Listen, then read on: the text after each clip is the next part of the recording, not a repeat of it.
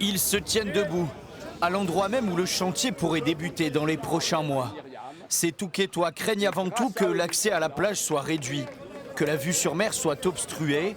Ils protestent contre cet hôtel de luxe censé remplacer l'Aqualude. Imaginez tous les propriétaires d'appartements qui sont là devant, qui vont avoir un immeuble devant chez eux. Je sais pas, ça paraît l'évidence quand même. Sans compter que la vue va être de la rue Saint-Jean va être bouchée.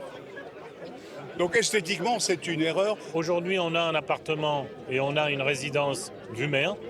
On aura une résidence vue hôtel. Je pense qu'on peut avoir des projets alternatifs beaucoup moins onéreux et qui vont réunir plus les Touquetois. Un hôtel supplémentaire, est-ce bien nécessaire? Je n'en suis pas sûre. Un hôtel 5 étoiles d'une centaine de chambres avec piscine, spa, restaurant panoramique doit être érigé ici. En 2022, la mairie a déjà accordé le permis de construire à la société Adim Vinci pour ce complexe. Nous demander aujourd'hui de retirer le permis, c'est me demander à moi un acte qui est profondément illégal, puisque ce permis a été validé par mes services et par les services de l'État après plusieurs mois d'instruction.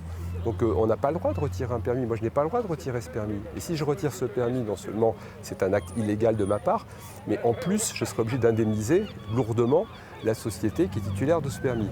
Pourtant, jusqu'à 6 recours ont été déposés devant les tribunaux.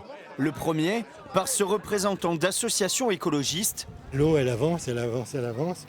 Et elle est avancée jusqu'au pied de l'Aqualude, ici. Selon lui, avec le phénomène de montée des eaux, la mer pourrait menacer le complexe hôtelier.